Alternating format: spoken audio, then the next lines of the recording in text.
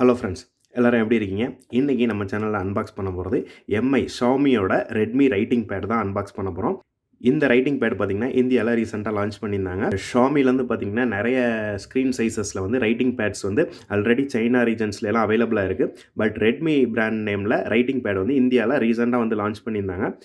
இந்த ரைட்டிங் பேடோட quick unboxing and features தான் பார்க்க போகிறோம்.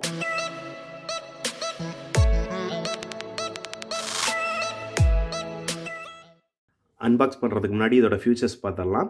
இதோட ஸ்க்ரீன் சைஸ் பார்த்தீங்கன்னா 21.6 சென்டிமீட்டர் போட்டிருக்காங்க. அதுக்கப்புறம் ப்ரெஷர் சென்சிட்டிவ் ரைட்டிங் ஃபியூச்சர் இருக்குன்னு சொல்லியிருக்காங்க. ஸ்க்ரீன் லாக் கீ, அதாவது நீங்கள் வந்து ஸ்க்ரீனில் ரைட் பண்ணிட்டு லாக் பண்ணிக்கிறதுக்கு செப்பரேட் ஃபிசிக்கல் கீ இருக்குன்னு சொல்லியிருக்காங்க. One press delete button, so யூஸ்வலாக எல்லா ரைட்டிங் பேட்லேயும் இருக்கிறது தான். அதுக்கப்புறம் கம்ஃபர்டபுள் அண்ட் ஹேண்டி ஸ்டைலஸ், அதாவது நீங்கள் ரைட் பண்ணுறதுக்கான ஸ்டைலஸ் இங்கே கொடுத்துருக்க மாதிரி இருக்குதுன்னு சொல்லியிருக்காங்க. அதுக்கப்புறம் பேட்டரி ரீப்ளேஸ்மெண்ட்டும் ஈஸியாக நீங்கள் பண்ணிக்கலாம் அப்படின்ற மாதிரி சொல்லியிருக்காங்க. இந்த பாக்ஸில் பார்த்திங்கன்னா இந்த ரைட்டிங் பேட் அண்டு இந்த ஸ்டைலஸ் பென்னும் கொடுத்துருக்காங்க. ஸோ இப்போ இதை அன்பாக்ஸ் பண்ணி பார்ப்போம்.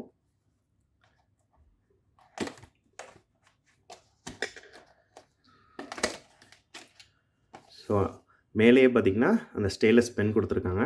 இந்த ஸ்டைலஸ் பென் வந்து பார்த்திங்கன்னா ரொம்பவே எலிகண்ட்டாக இருக்குது. ரெட்மி பிராண்ட் நேம் மட்டும் இங்கே இருக்குது. ஸோ ரைட்டிங் பேட் வந்து நல்லா ப்ரொடக்டிவாக வந்து பேக் பண்ணியிருக்காங்க. ஸோ இதுதான் வந்து எம்ஐயோட ரைட்டிங் பேட். அதுக்கப்புறம் பார்த்திங்கன்னா எம்ஐ ரைட்டிங் பேடோட யூசர் மேனுவல் கொடுத்துருக்காங்க. இதில் பார்த்திங்கன்னா டெலிட் பட்டன், லாக் கீ இருக்குது, ஸ்டைலஸ் இங்கே வந்து ஸ்டோர் பண்ணிக்கலாம். அதுக்கப்புறம் பார்த்திங்கன்னா பேட்டரி ரீப்ளேஸ்மெண்ட் அப்படின்னு கொடுத்துருக்காங்க. ஜஸ்ட் இந்த ரைட்டிங் பேடோட ஸ்பெசிஃபிகேஷன்ஸ் அண்ட் எப்படி மெயின்டைன் பண்ணணும் அந்த மாதிரி கொடுத்துருக்காங்க. பேக் சைடு பார்த்திங்கன்னா ரெட்மியோட பிராண்ட் இருக்குது. அதுக்கப்புறம் அதோட model number and serial number போட்டிருக்காங்க. ஃப்ரண்ட் சைடில் ஸ்க்ரீன் இருக்குது. அப்புறம் ஒன் டச் எரேஸ் கீ கொடுத்துருக்காங்க. இந்த ரைட் சைடில் பார்த்தீங்கன்னா ஸ்க்ரீன் லாக்குக்கு உண்டான ஃபிசிக்கல் பட்டன், நீங்கள் ஏதாச்சும் எழுதிட்டு லாக் பண்ணி வைக்கணும், எரேஸ் பண்ணாமன்னா இந்த லாக் கீ யூஸ் பண்ணி லாக் பண்ணிக்கலாம், அன்லாக் பண்ணிக்கலாம். இங்கே பாட்டமில் பேட்டரி ரீப்ளேஸ்மெண்ட்டுக்கான ஸ்லாட் கொடுத்துருக்காங்க. ஸோ இதுதான் எம்ஐ ரைட்டிங் பேடு. ஸோ இதில் வந்து டச் சென்சிட்டிவிட்டியும் கொடுத்துருக்காங்க. ஸோ நீங்கள் வந்து லைட்டாக எழுதுனா ஸ்லிம்மாக எழுதும், டார்க்காக எழுதணுன்னா இப்படி ப்ரெஸ் பண்ணி எழுதுனீங்கன்னா டார்க்காகவும் இருக்கும். ஸோ இதுக்கு ரெண்டுக்கும் டிஃப்ரென்ஸ் பார்க்கலாம். மித்தபடி எல்லாமே வந்து நார்மல் நீங்கள் ரைட்டிங் பேட் இப்போ மார்க்கெட்டில் கிடைக்கிறதுக்கு ஏற்ற மாதிரி தான். ஸோ இந்த ரைட்டிங் பென்னை வந்து நீங்கள் வந்து இந்த இடத்துல இப்படி அட்டாச் பண்ணி வச்சுக்கலாம். ஸோ அதுக்கான ஸ்லாட் கொடுத்துருக்காங்க. யூஸ் பண்ணாதப்போ நீங்கள் வந்து இந்த இடத்துல வந்து இப்படி ஃபிக்ஸ் பண்ணி வச்சுக்கலாம். ஸோ இது வந்து ரொம்பவே ஹேண்டியான ஃபியூச்சர். ஸோ நீங்களும் எம்ஐ ரைட்டிங் பேட் யூஸ் பண்ணிட்டு இருந்தீங்கன்னா இதில் வந்து பேட்டரி வந்து ரீப்ளேஸ் பண்ணுறது ரொம்பவே ஈஸி. ஸோ இங்கே பாட்டமில் பார்த்தீங்கன்னா பேட்டரிக்கான ஸ்லாட்ஸ் கொடுத்துருப்பாங்க. ஸோ இதை வந்து ஒரு சிம் எஜெக்டர் பென் வச்சு ஜஸ்ட் ஒரு ப்ரெஸ் உள்ளே தள்ளி இப்படி வெளியில் எடுத்திங்கன்னா வந்துடும். இந்த மாதிரி வெளியில் வந்தோடனையும் நீங்கள் உங்கள் கையிலேயே அப்படியே ரிமூவ் பண்ணிக்கலாம்.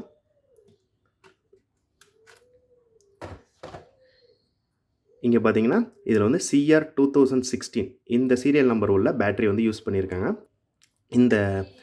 இந்த ட்ரே பார்த்திங்கன்னா இந்த ப்ளஸ் இருக்கிறது வந்து ரைட் சைட்லேயும், இந்த ப்ரெஸ்ஸிங் டைப் இருக்கிறது வந்து லெஃப்ட் சைட்லேயும் வரும். ஸோ இங்கே பார்த்திங்கன்னா ப்ளஸ் வந்து மேலே பார்த்த மாதிரி இருக்கணும்னு சொல்லியிருக்காங்க. ஸோ இந்த பேட்டரியில் வந்து பார்த்திங்கன்னா இதுதான் பாசிட்டிவ் சைடு, இதுலேயும் சிம்பிள் போட்டிருப்பாங்க. ஸோ இந்த பாசிட்டிவ் சைடில் மேலே வரக்க மாதிரி, ஸோ இந்த மாதிரி ஃபிக்ஸ் பண்ணிவிட்டு இந்த பேட்டரி வந்து பார்த்திங்கன்னா எல்லா கடையிலையும் இப்போ வந்து ஈஸியாக கிடைக்குது. ஸோ உங்களோட எம்ஐ ரைட்டிங் பேடில் பேட்டரி வந்து காலியாகிடுச்சுன்னா ஸோ நீங்கள் இந்த பேட்டரி ஈஸியாக வாங்கிட்டு இந்த மாதிரி ரீப்ளேஸ் பண்ணிவிட்டு ஜஸ்ட் வந்து அப்படியே புஷ் பண்ணிட்டீங்கன்னா பழையபடி உங்கள் ரைட்டிங் பேட் வந்து ஒர்க் ஆக ஆரம்பிச்சிடும். ஸோ இந்த ரைட்டிங் பேட் பார்த்திங்கன்னா நான் வாங்கும்போது லான்ச் ஆஃபர் போட்டிருந்தாங்க. 599க்கு வாங்கியிருந்தேன். ஸோ இப்போ பார்த்திங்கன்னா 699, அரௌண்ட் 700க்கு வந்து இந்த ரைட்டிங் பேட் வந்து கிடைக்குது.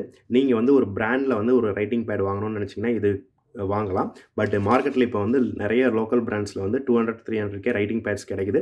அதுக்கும் இதுக்கு பார்த்தீங்கன்னா மேஜர் டிஃப்ரென்ஸ் எதுவும் கிடையாது. இந்த ஸ்டைலஸ் பென் வந்து ரொம்ப க்யூட்டாக இருக்குது. மற்றபடி பார்த்திங்கன்னா ரைட்டிங் ஃபங்க்ஷனாலிட்டி எல்லாமே வந்து மார்க்கெட்டில் அவைலபிளாக இருக்க ரைட்டிங் பேட்ஸ்க்கு ஈக்குவலாக தான் இருக்குது.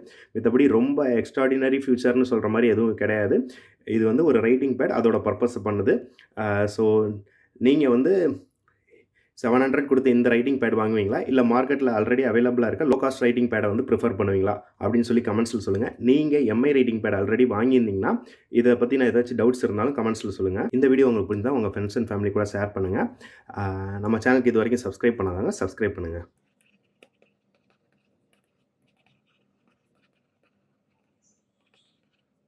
மீண்டும் ஒரு அடுத்த இன்ட்ரெஸ்டிங்கான வீடியோவில் சந்திப்போம். பாய்.